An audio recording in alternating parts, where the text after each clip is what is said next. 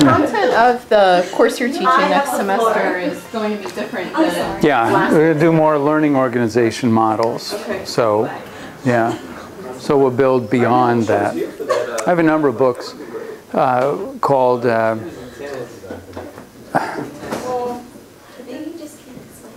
more learning organization books. Yeah. Probably read more of the handbook, field book. Oh, that's good, because I bought that last year. Yeah, right. Yeah.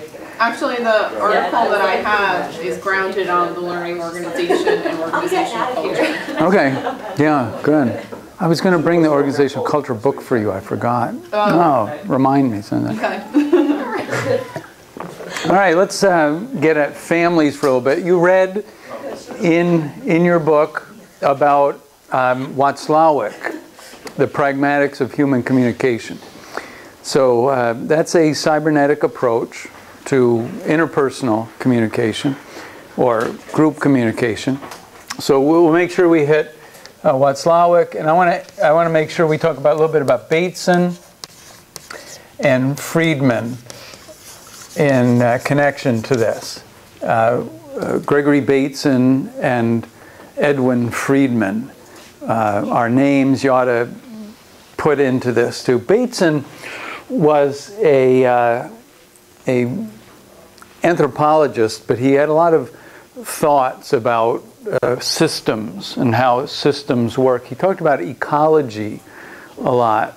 And, you know, there's a fellow named Bertalanffy. I've mentioned him too, Bertalanffy, who produced a book called General Systems Theory, which argued that if you look at biology or physics or human medicine or whatever, that there are things that you can abstract from that about how systems work.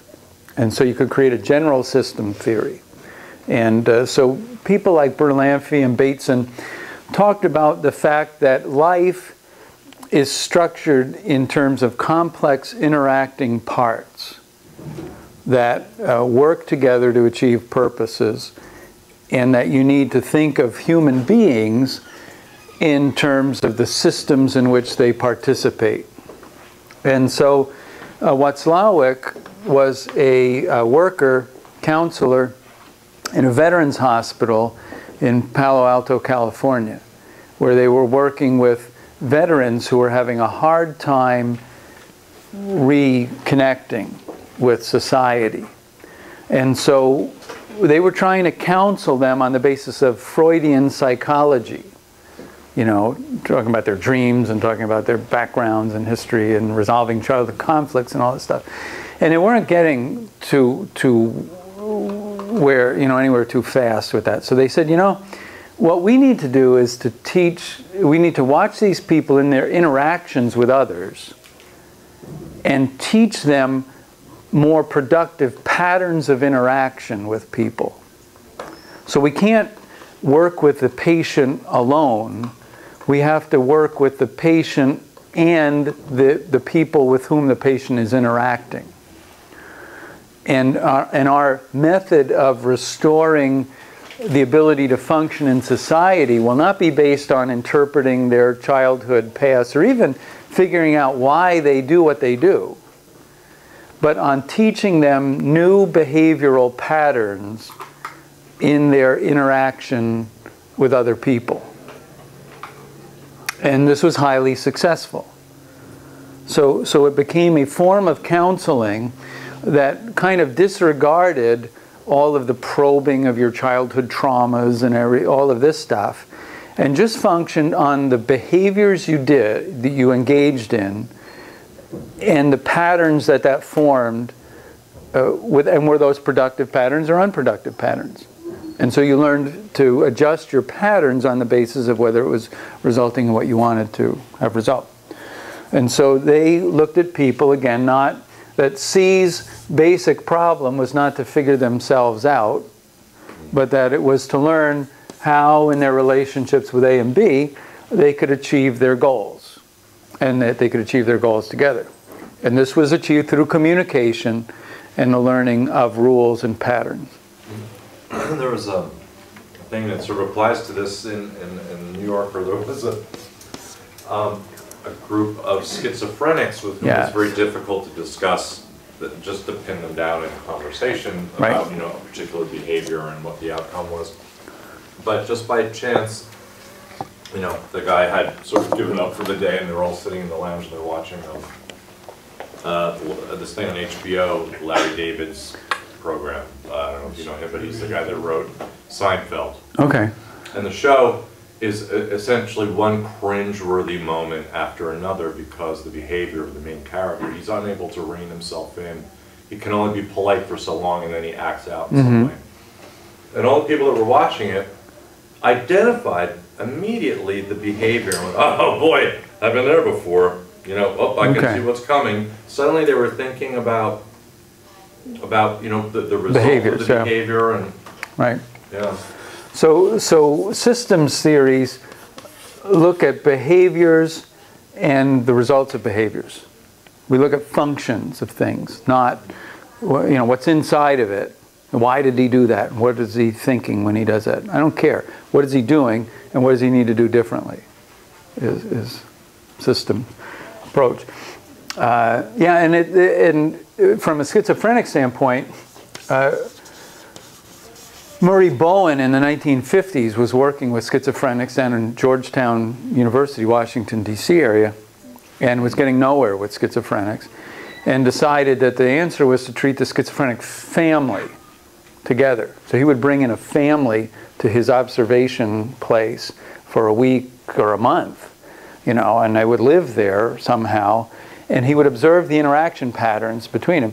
And he found that if he could change if let's say C is a schizophrenic, if he could teach A and B new ways of relating to each other and to the schizophrenic got better. And so this was a systemic effect that if we change this, that changes, instead of trying to change that. So people who practice counseling from a family perspective will often talk about the identified patient. So a family comes in and says, our son is a problem. He does this, this, and this. The family systems person says, all right, that's the identified patient. But the reason that exists is because there are behavioral patterns and communication patterns that are unfunctional in this whole system. And so we're going to treat the whole family and not just this person. One of the ways this works out for people who do family systems, and here's an example that's pretty simple to think about. You will hear sometimes a couple say, our marriage is in trouble, we're going to have a child to save our marriage. Right? So we're going to have a child, so we're going to introduce A and B can't function well together. We don't have productive behaviors in our relationship with each other. So we will assist a cybernetic, so we'll introduce a new element into the system around which we can then organize our behaviors. So we're now both consumed by our attention to this child. We can't get along with each other. If the child leaves, nothing works. But now things are working for us because we are both focused on this child. People do it with pets too, right? So they displace the relationship stuff, and it stabilizes the system. So if we think of in terms of homeostasis or stability, the goal is to have a stable, functioning family. Their solution is to introduce a third element into it, and then to focus their attention on that element. Now, this eventually, from a family system perspective, would say it often goes awry because this being is not meant to be the focus of other people's anxieties and displacements. This is a being that has to grow and become autonomous and become their own person. But A and B need them to be in a certain kind of relationship. And so this is sometimes a child who gets sick a lot. I mean, there are horrible stories of this, of people actually making people sick, you know. But as long as we have this child that we can both focus our anxiety on, you know, what are they doing? Are they okay?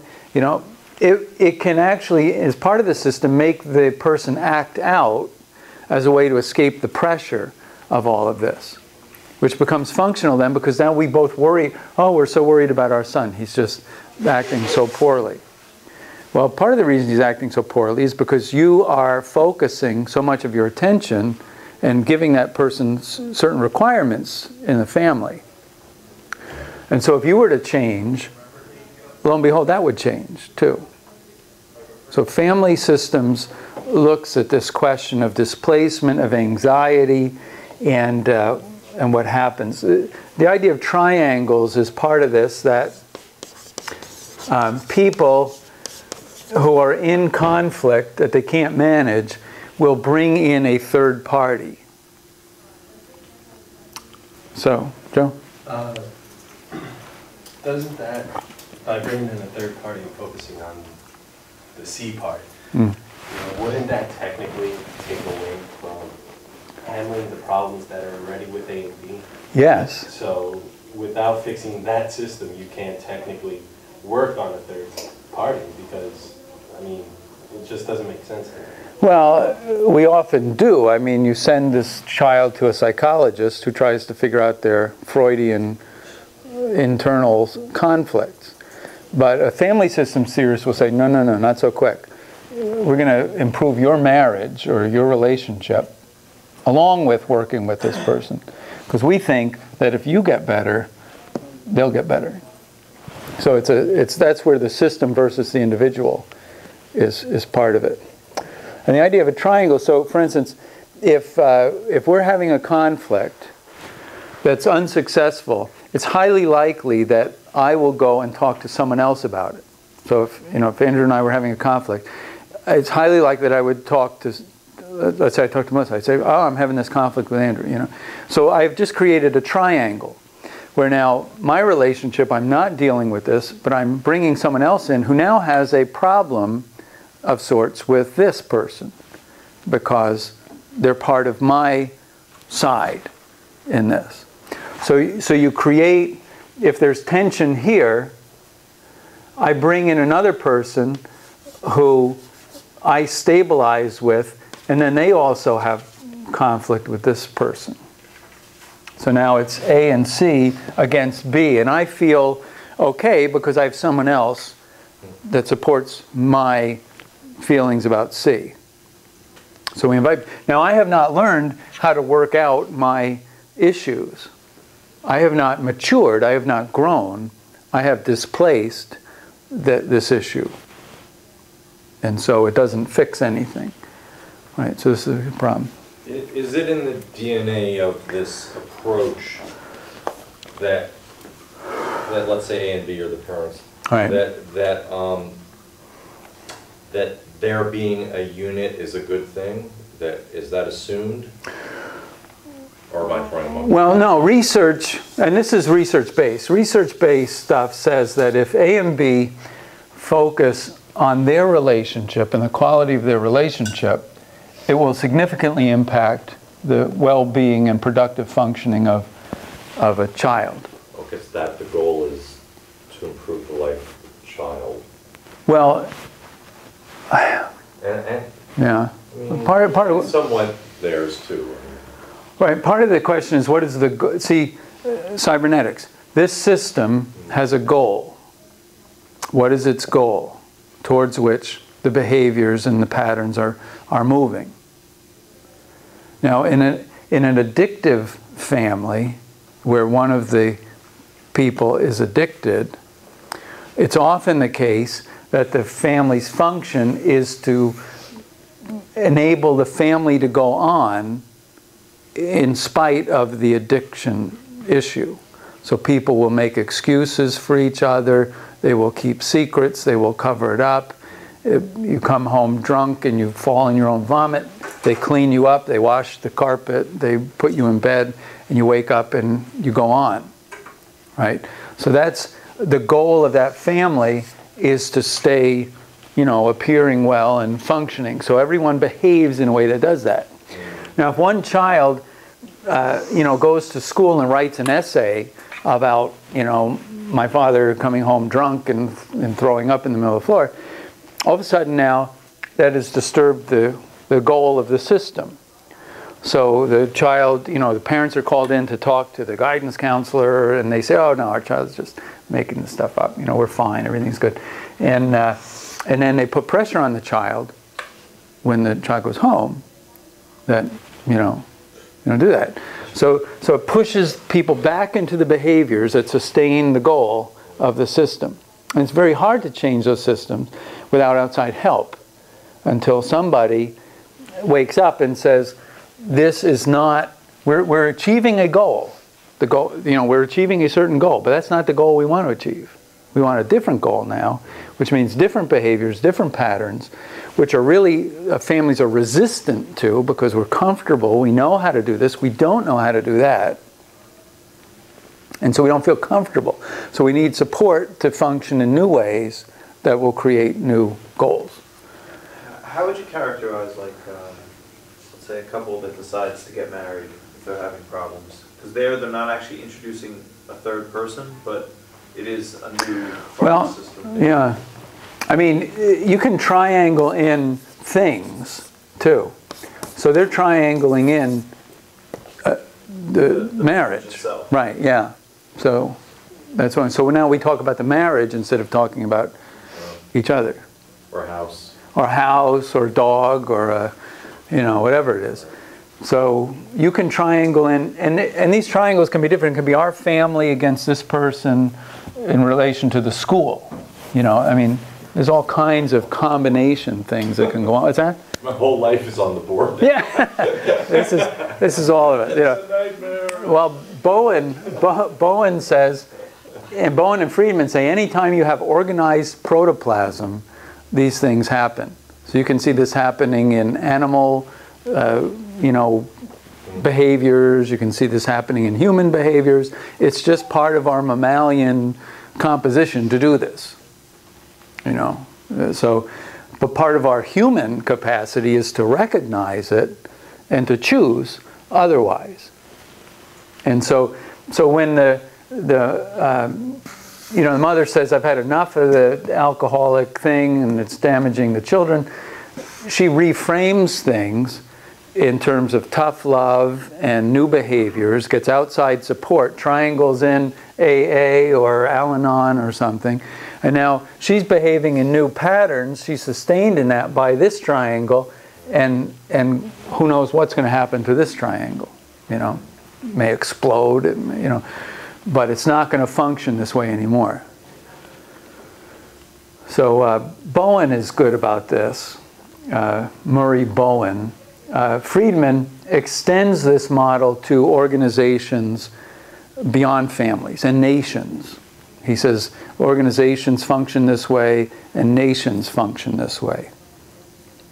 And the goal is to function in more direct ways, healthy ways that reduce anxiety. This is the concept of, one of the ways of interpreting homeostasis is to say that the goal of a system is to reduce anxiety.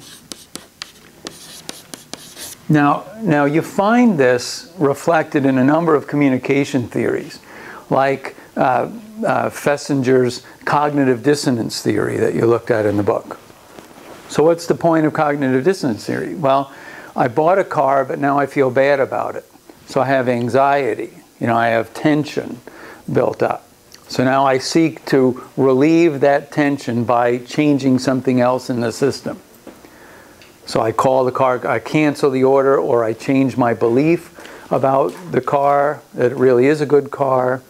I'm going to reduce the anxiety. Chuck Berger's uncertainty reduction theory is a communication theory that says people communicate in order to reduce uncertainty. So we'll communicate more when we're getting to know each other, and we'll communicate less when we think we know each other. So that's a reduction of anxiety system in that sense. Well, it's interesting because then, and later in relationships, you look at, you know, elderly couples. They have all kinds of like stuff stored up. There's not a lot of communication because, God forbid, they don't want to know, you know, what sort of hateful things are going to come out. Well, that's another theory somewhere. Yeah. What do you do when the two parties that are communicating and there's dissonance, there's anxiety, there's tension? How do you handle that though if one party doesn't see the tension or doesn't want to change the tension? Well, I think Watzlawick would say that's a meta-communication issue. Part of what Watzlawick says is that you will only change these things by meta-communication, which is the ability to talk about how we're talking. You know, the ability to look at our relationship pattern. So that's his answer to the problem. I mean, Friedman's answer is a little different, but Watzlawick's thing is we want to educate people to be aware of their patterns, to ask whether their patterns are functional, and then to equip them to change their patterns to create the kinds of functional relationships that they want. I mean, whatever you think of him, that's the way Dr. Phil works, right? He says, you know, what are you doing? How's it working? What are the outcomes? What new things you need to do to create what you want?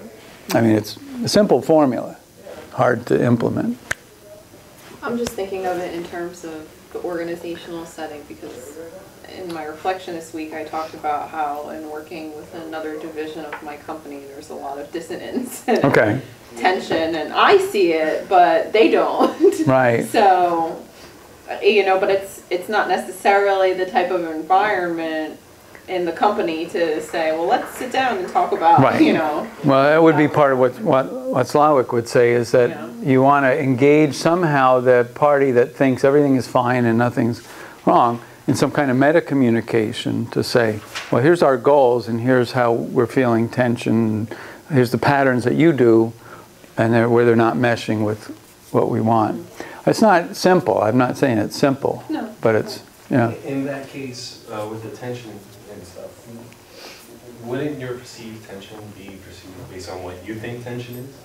I mean, you know what I'm trying to say? Like, you see tension as this, but they don't see tension, so to them, it's not really tension. Yeah. It's all based on the meaning of, well, who's got who owns the problem, right? Who owns the problem? This is what, there's a kind of a joke story in a family counseling thing, that a family comes in, you know, the mother, father, the sister comes in and say, you know, our son has a problem, you know, and the counselor says, well, where's your son? He says, oh, he's on vacation in Europe, you know, he's spending our money, he has a problem, you know, and they're like, no, he's fine, he doesn't have a problem, you have a problem, you know, and so we're going to start working with you and not that son, you know.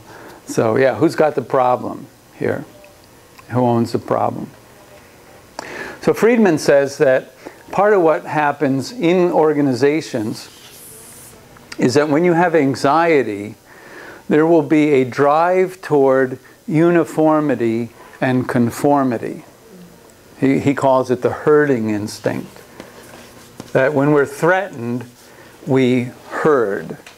We all get together, and if anyone disagrees, we, you know, throw them out.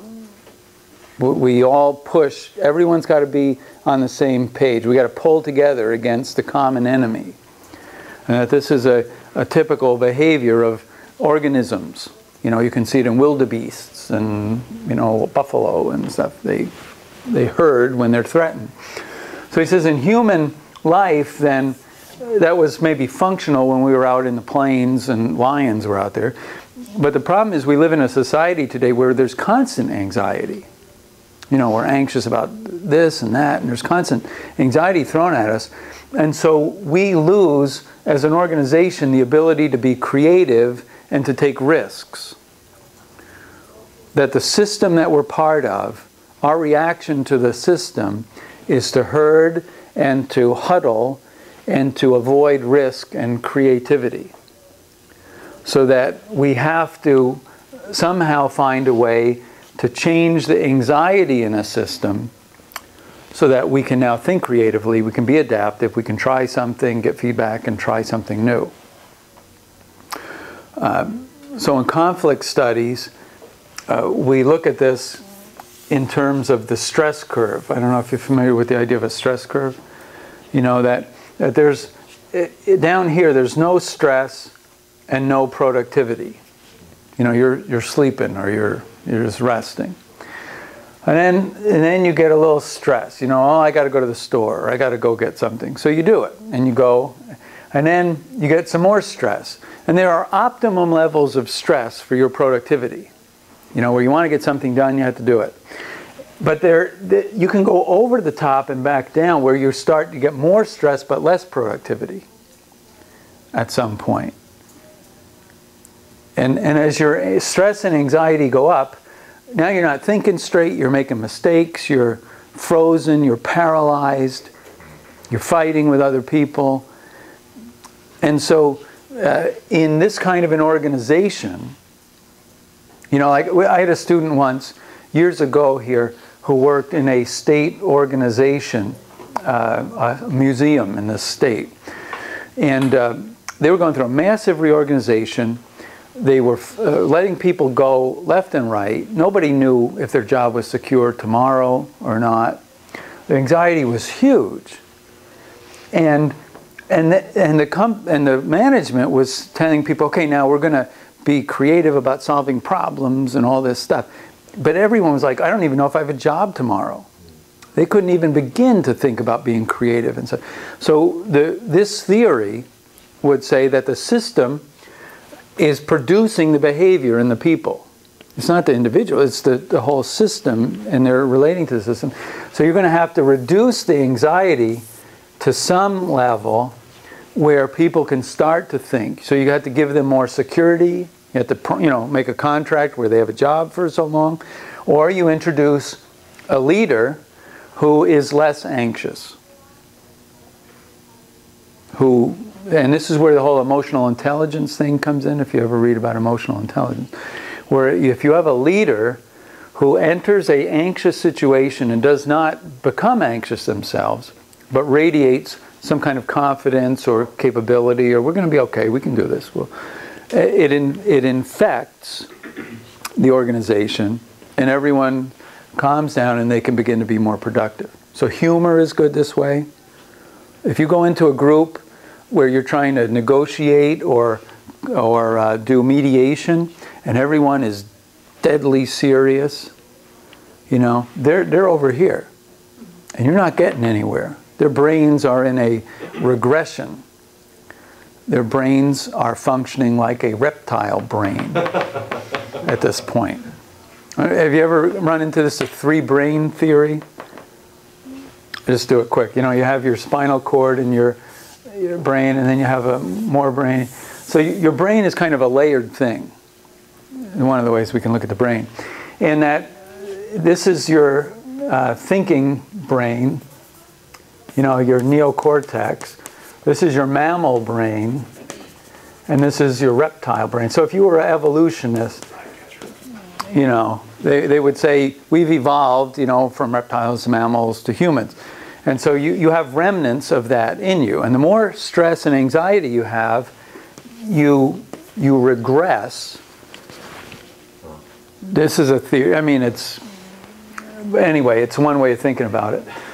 And so at a certain point, you stop thinking and you just start feeling, which is your mammal thing going in. I'm feeling this, I'm feeling that.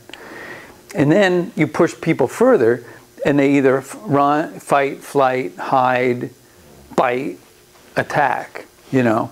At that point, they're functioning down here. So if you push an organization into this regression, you know, don't expect to get anything done. Well, why are they behaving that way? They're behaving that way because this way the system is interacting is creating this sense of anxiety for them. So you've got to, you're not going to change the individual until you change the system that they're engaged in, that they're interacting with. So you got to, and this is one way to think about this is we tell people count to 10 when you get angry, you know, or take a deep breath. Well, physiologically, that actually interrupts some of this stuff and pushes you out into counting to 10 says, send some blood to this part of your brain. You know, so there are physical things that are going on that you have to break up. So anyway, Friedman says this is part of organizational theory and systems theory, is that organizations get full of anxiety, are unable to function creatively. It's not the individual issue. Don't yell at your people. How come you're not